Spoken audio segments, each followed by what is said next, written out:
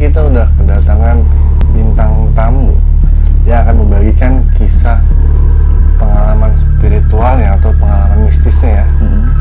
Betul. Seperti apa kisahnya? Saksikan terus.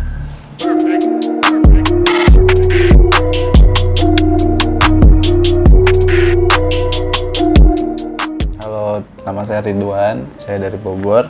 Jadi pada waktu itu bulan Juli 2021, masih baru setelah Lebaran, saya dan teman-teman saya rencana liburan ke Jogja, nginap. Ada 2 perempuan dan 4-nya lagi laki-laki. Nah, kita pergi ke Jogja.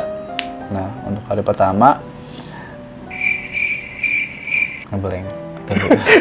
Nah, untuk hari pertama kita masih berkeliling-keliling di sekitar kota karena memang kita sampainya juga pagi waktu itu dan belum ada apa-apa, masih normal-normal aja. Dan hari kedua kita pergi ke pantai. Nah, ada salah satu teman dari kita yang berenam itu, yang cewek, dia mulai merasa ada yang aneh dengan tubuhnya gitu loh. Dia mulai merasa kesakitan di daerah sekitar perut dan ya kita curiga gitu loh. Kita curiga ya, kita awalnya nyangka kalau misalkan dia itu mungkin belum makan. Dia belum makan jadinya sakit perutnya gitu loh, atau mungkin dia belum buang air besar karena memang kemarin kan kita makannya lumayan banyak juga. Jadi mungkin dia belum buang air besar kali ya, jadi sakitnya tuh perutnya sakit kayak gitu. Dan setelah itu berangkatlah kita ke pantai. Kita makan dulu. Setelah makan, tapi teman satu sakitnya masih ada gitu loh. Kita makan, kita beli obat, berangkat lagi kita ke pantai.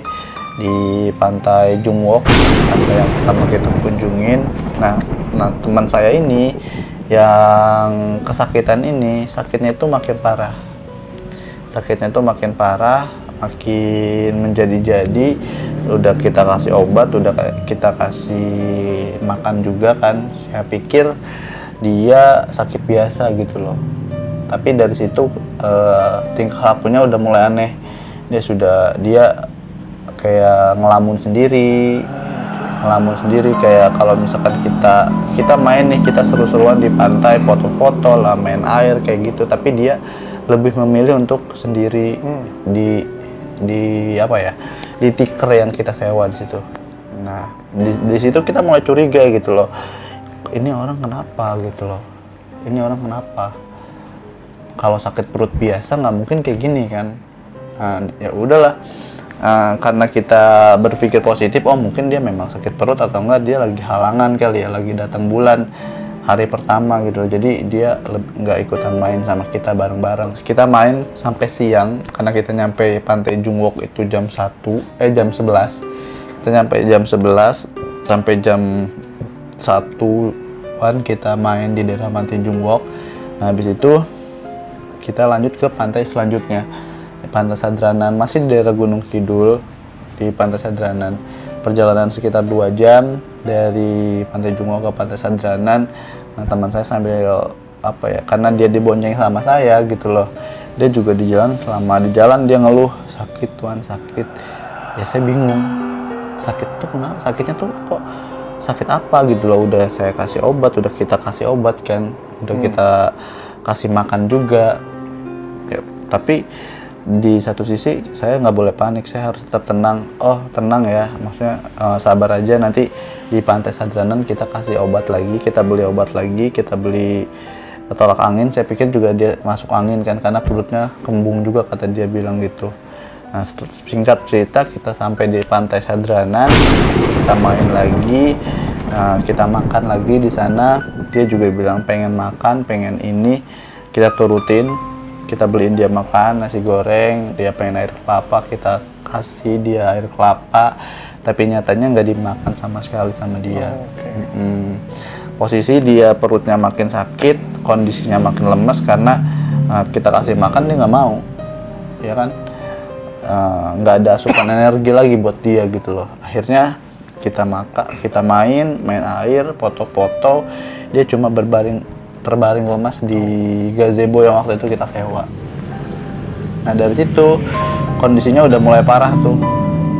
Nah awalnya kita memutuskan untuk udahlah kita pulang aja gitu loh ke hotel, karena kondisi teman kita ini udah mulai memburuk, nggak mungkin kita lanjutin ke satu tempat lagi gitu loh. Tapi ada salah satu dari teman kita yang nyelotok, ya udah nggak apa-apa kali Wid, lu bisa kali ikut ke satu tempat lagi gitu loh. Dan akhirnya si teman saya ini tetap maksain untuk ikut walaupun kondisinya memang sudah parah, sudah sakit banget. Dan setelah itu kita pergi ke salah satu tempat di daerah Gunung Kidul juga, sama di daerah Wonosari, itu Heha. Kalau kok salah koreksi ya mas nanti daerahnya. Heha di daerah sana. Kebetulan pada saat itu kita ke Heha itu memang jalanannya itu lumayan kurang bagus lah, bisa dibilang gitu, kurang bagus, dan latarnya juga banyak pohon-pohon di sepanjang jalan juga pohonnya banyak banget, rindang, sepi kayak gitu kan. Nah setelah itu kita sampai Heha itu sekitar pukul 5 sore menjelang maghrib. Teman-teman kita yang berempat itu mau naik ke tempat wisata Heha, tapi yang satu teman ini yang tadi perutnya sakit ini dia nggak bisa naik karena perutnya itu makin sakit. Oke lah, karena saya tahu tempat di situ, saya bertanggung jawab atas mereka yang ke situ. Ya udahlah saya temenin dia kan, takutnya dia ada kenapa-napa, sakitnya makin parah, siapa yang tanggung jawab gitu loh. Ya udah, akhirnya saya memutuskan saya untuk tidak ikut ke atas dan jagain dia kayak gitu. Setelah itu maghrib, nah kita pulang. Dan saat itu saya juga nggak ngeh kalau itu abis maghrib. Oke. Abis maghrib gitu loh. Abis maghrib kita pulang, posisi jalanan gelap gulita, nggak ada lampu penerangan sama sekali di daerah sana, dan yang lewat aja nggak ada. Yang lewat paling ada motor, mobil, tapi nggak banyak. Gelap sama sekali, nggak ada lampu, nggak ada rumah warga jauh banget. Itu jalanan yang kita laluin itu kiri kanan pohon jati, gelapnya, dan kontur jalannya juga naik turun. Ekstrim ya? Ya lumayan ekstrim. Nah setelah itu pas mau nyampe daerah permukiman, saya isi bensin. Nah dia udah mulai aneh-aneh tuh. Anehnya tuh gimana? Nangis. Oke. Dia nangis, saya pikir nangis karena nahan sakit, ya kan? Ya udah, saya coba tenangin, sabar, bentar lagi nyampe penginapan gitu loh. Nanti kita obatin lagi, nanti kita bawa ke puskesmas terdekat sana. Tapi ketika saya ngomong kayak gitu, nangisnya tuh malah makin kenceng. Nangisnya makin kenceng. Terus, waduh, saya takutnya tuh ada kenapa-napa gitu loh. Karena saya baru inget kalau kita pulang pas maghrib,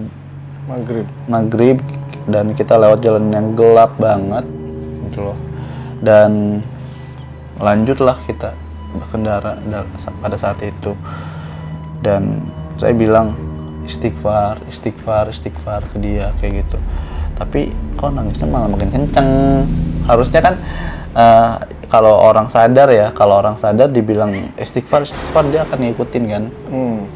Nah pas saya bilang istighfar kok dia makin kenceng nangisnya. Nah di situ saya udah mulai curiga, ini ada yang nggak beres nih. Histeris gitu nangis. Iya, nangisnya makin kenceng. Saya bilang pegangan nanti kamu jatuh gitu, pegangan. Saya sambil istighfar ya.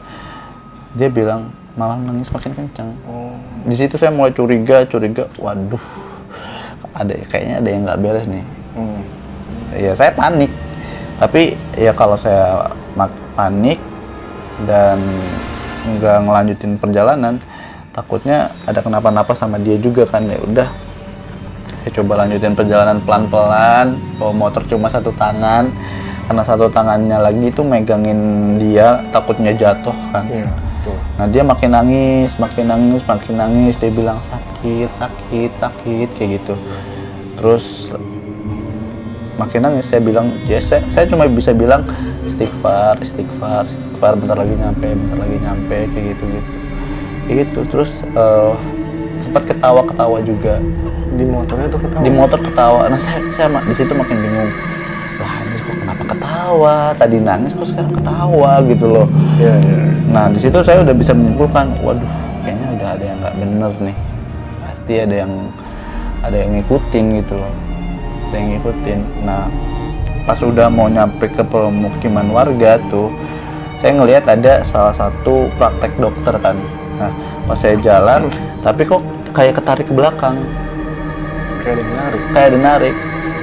Nah, saya coba jalan lagi, lah kok berat, ada yang narik, kayak ada yang narik dari belakang tuh, kayak ada yang narik kayak gitu.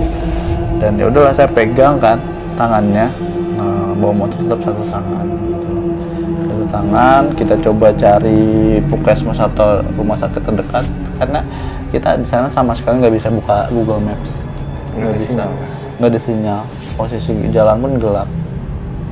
Jadi kita cuma ya insting aja yang main di situ. Akhirnya kita sampai di salah satu puskesmas praktek dokter di daerah sana, daerah Bantul. Dan kondisi teman saya udah mulai lemes banget, lemes, nggak bisa ngomong, ditanya dokter juga nggak ngomong apa-apa, kayak gitu. Ya udah, dokter juga nggak nyanggupin. Diagnosa dokternya apa? Diagnosa dokternya dia cuma sakit kelelahan, belum makan. Karena memang kondisinya memang belum makan. Dari siang pun kita tawarin makan, dia nggak mau makan, cuma makan pagi aja. Dia belum makan sama sekali, makanya diagnosa dokternya, oh mungkin ini kelelahan karena belum makan.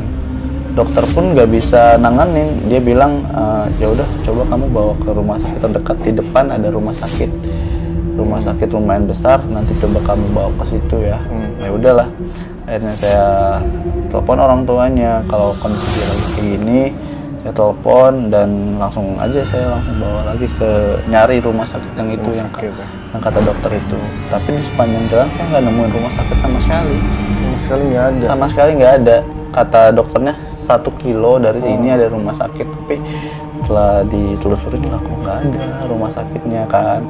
Nah adalah satu bapak-bapak, waktu itu saya tanya, dia entah beres sholat atau beres apa, dia bilang, oh mas di depan ada rumah sakit.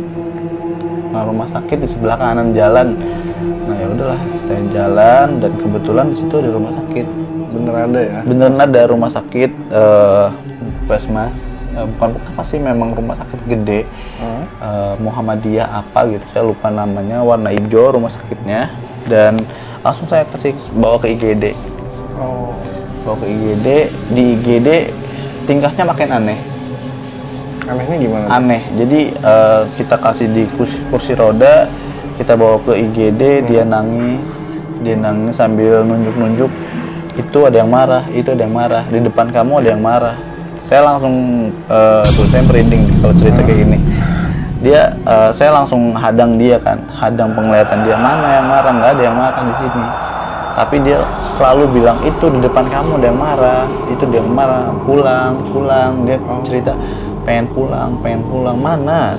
Saya bilang, mana, nggak ada yang marah sama kamu, nggak ada di sini, nggak ada yang marah.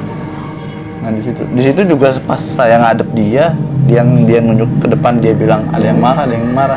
Itu saya merinding sama sekali, kata dalam benak saya, ini kok kenapa, ini ada yang aneh, ini kok merinding gitu loh. Setiap saya bilang ngehalangin dia, ketika dia bilang itu depan ada yang marah, itu merinding gitu loh.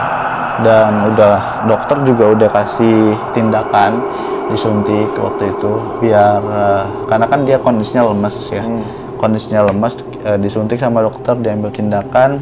Dan setelah itu ada salah satu perawat di sana bilang, mas, di rumah sakit ini ada tindakan ruqyah. Jadi siapa tahu bisa mengobati mbaknya yang kemungkinan ada kerasukan atau gimana. Jadilah tanpa pikir panjang langsung kita ambil tindakan itu. Gitu. Dan akhirnya si ustadznya datang. Kita pergi ke musola yang ada di rumah sakit itu, di ruqyah dia di situ, iya muntah-muntah, terus ditanya-tanya juga. Dan apa ya, ditanyakan jinnya ini dari mana, tapi dia jinnya nggak jawab sama sekali dari mana. Iya, nggak jawab sama sekali dari mana. Itu tingkahnya udah bukan temen lo lagi berarti? Iya, bukan kayak teman saya lagi yang saya kenal dia gitu loh. Saya tahu dia tingkahnya kayak gimana, tapi pada saat itu tingkahnya bukan kayak dia. Ngomong gitu kasar, ngebentak-bentak mulu. Terus ngomongnya pengen cepet pulang. Terus yang ngebentak saya biasanya jarang ngebentak, kan ini ngebentak gitu loh. Maksa pengen pulang. Kayak gitu. Setelah di ruqyah, akhirnya tuh jinnya keluar. Iya, jinnya keluar. Nah, pas proses ruqyah tuh si temen lo ini tuh apa aja sih kayak gejalanya gitu? Pas di ruqyah dia nangis doang sih, nangis. Terus sama ustadznya itu nggak ngerti, saya dibacain surat-surat apa, surat-surat gitu. Terus dia muntah sesuatu di plastik. Nah setelah muntah itu kondisinya mulai membaik. Kondisinya mulai membaik, dibersihin lah badannya gitu dari pengaruh-pengaruh negatif itu. Dan saya juga ngerasa gitu, badan saya juga dibersihin sama ustadz itu, karena punggung saya juga ngerasa agak berat. Ya, saya panik ya kan, baru pertama kali ngebonceng orang kesurupan. Ya bingung saya mau kayak gimana, mau panik juga takut ada kenapa-napa karena kondisi gelap dan jauh dari kota ya kan. Ya udahlah, mau gimana lagi. Nah terus ustadznya sendiri bilang apa? Maksudnya kayak kasih info, oh ini temennya tuh kena apa atau di mana atau gimana gitu nggak? Ustadznya bilang ya memang temennya ini ada yang suka, ada yang ngikutin kayak gitu. Dan si ustadznya nanya juga kan ke dia, ke yang yang masuknya ini gitu loh. Dia nggak mau jawab, dia ngikutinnya tuh dari mana kayak gitu. Dan feeling saya dan teman-teman saya, dia ngikutinnya tuh mulai dari hotel tempat kita nginep. Housekeepernya bilang ini memang kamar yang ditempatin dia tuh memang sudah kosong dari lama dan baru kita yang nempatin. Nah setelah itu kan, setelah di ruqyah kita pulang kan. Setelah di ruqyah kita pulang ke hotel. Ya kita pikir udah nggak ada apa-apa kan, karena udah di ruqyah, udah dikasih obat juga, udah nggak ada hal-hal aneh lah. Tapi pas malamnya apa ya, dia tuh kayak, teman saya tuh tatapannya tuh kayak kosong gitu, kayak ngotot, serem banget. Setelah di ruqyah setelah di ruqyah gitu. Iya, takutnya tuh masih ada nyangkut dikit lah, tapi ya saya tetap berpikir positif, oh mungkin udah sembuh, mungkin masih efek-efeknya aja kali ya. Ya udahlah, tidur tuh dia karena udah dikasih obat dan dia bisa makan juga kan, tidur. Keesokan paginya teman saya yang cewek ini, yang satunya lagi kan, yang satu kan kesurupan, ada satu lagi tuh yang masih temennya juga, masuk dia ke kamar. Pas buka kamar nyium bau busuk.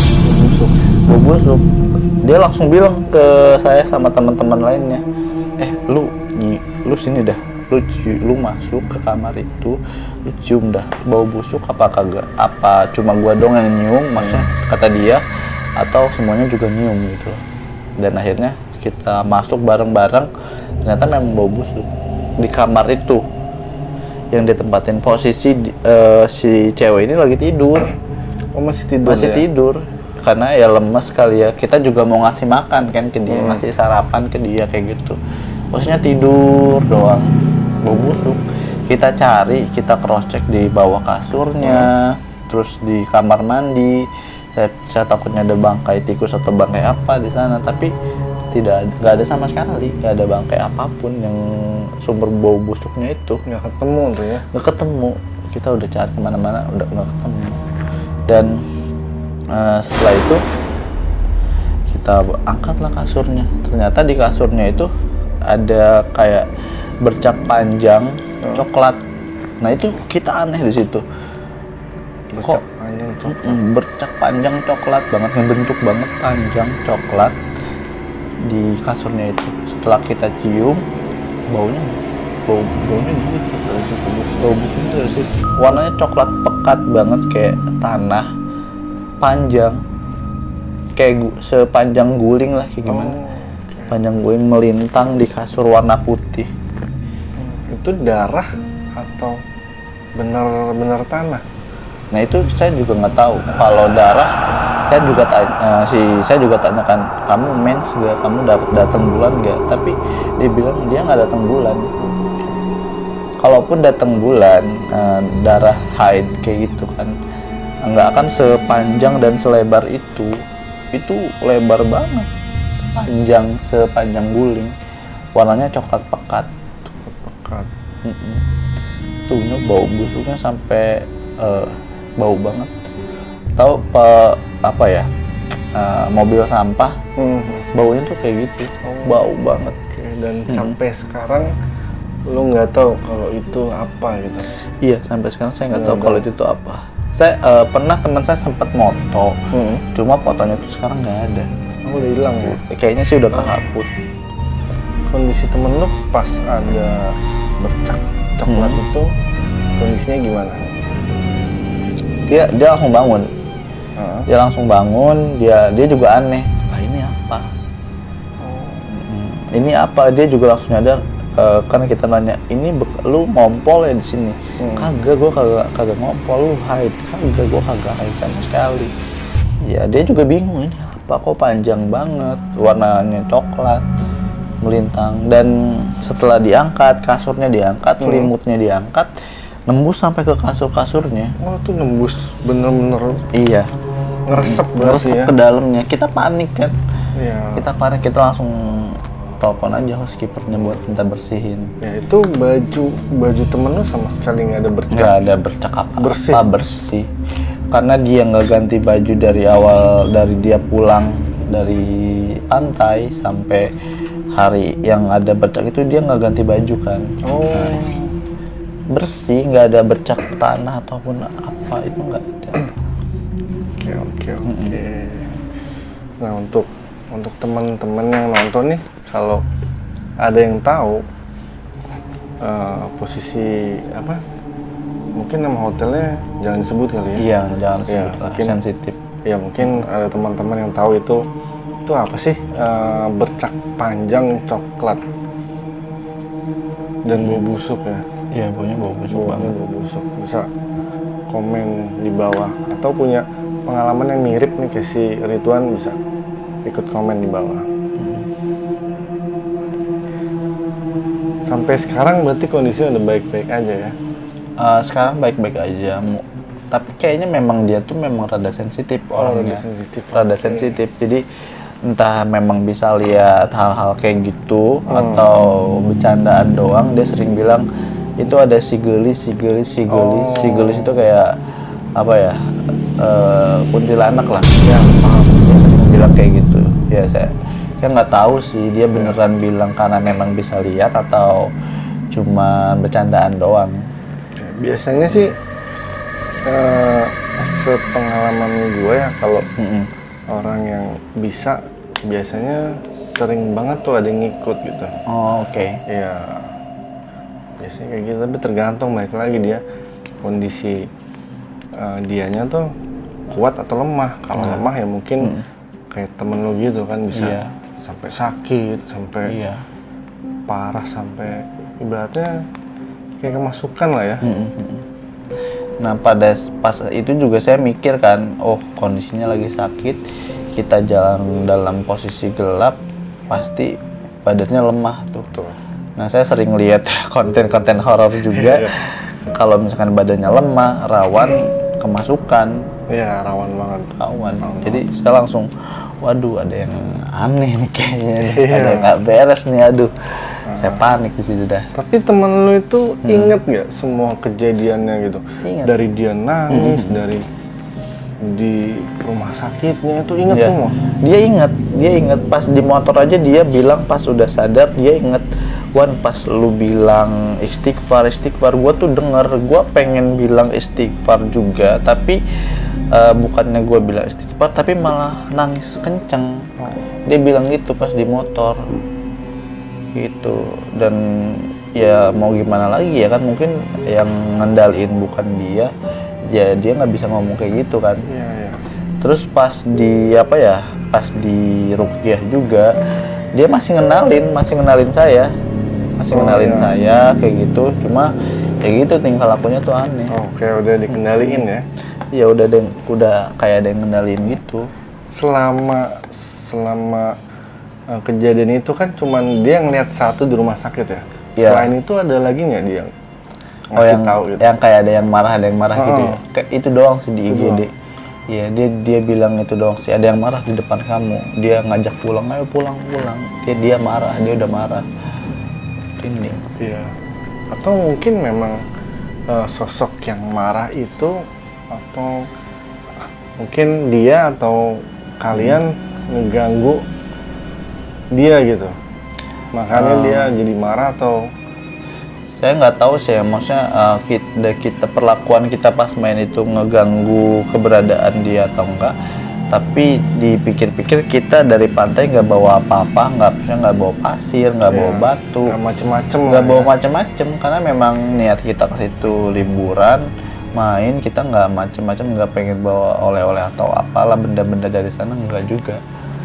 Makanya pas di ruqyah pun si ustadznya nanya, kalian bawa sesuatu nggak dari pantai itu? Karena memang daerah pantai sana dia bilang memang apa ya, bisa dibilang lumayan bukan angker sih, memang serem juga dia bilang gitu. Lumayan kuat lah mistisnya. Iya, mistisnya lumayan kuat juga. Oke. Ada lagi? Udah, paling itu sih. Mungkin sampai situ ya. Oke, nah kira-kira ada pesan nggak sih buat teman-teman yang nonton gitu? Oh iya, yang kita takutin itu kondisinya itu nggak bisa pulih sampai pas mau pulang. Karena kan pas waktu itu pas kita kalau mau pulang kan harus antigen ya kan, harus antigen. Nah yang kita takutin kondisinya itu masih belum pulih sampai kita pas sebelum pulang. Tapi alhamdulillah ternyata kondisinya mulai membaik karena pas ruqyah itu dikasih obat, dikasih madu juga yang dianjurkan buat dimakan. Alhamdulillah kondisinya mulai membaik, pulih sampai sekarang juga udah bagus, udah baik lagi gitu. Oke. Setelah kejadian itu pernah ketemu lagi sama teman lo? Belum. Kemarin pernah karena waktu itu dia pesan kacamata, saya ketemu lagi sama dia. Oke, pernah ngebahas nggak sih hal yang udah pernah terjadi itu? Paling di WA doang sih. Oh, di WA. Dia juga bilang, ya gue sadar pas lu bilang ini, pas lu bilang itu, pas kesurupannya dia juga bilang dia sadar. Oke, gitu. Oke, terima kasih banget nih buat Ridwan yang sudah membagikan ceritanya ya, pengalaman horornya temennya pernah kemasukan lah atau diikutin lah bahasa awamnya seperti itu ya. Untuk teman-teman yang punya pengalaman horor bisa komen di bawah, dan jangan lupa di subscribe nih. Si Ridwan ini juga dia punya channel YouTube nih. Punya channel Silahkan YouTube juga. share. Punya channel YouTube namanya Duan Muhammad. Kontennya masih random sih. Kadang traveling, kadang tentang berita olahraga juga. Masih random. Di subscribe aja. Ada di bawah sini ya. Oke. Jangan lupa ikutin terus channel Rain Black. Dan terima kasih yang udah subscribe dan like, juga share video ini. Saksikan terus channel Rain Black selanjutnya. Gua Ren dan Ridwan. sampai jumpa.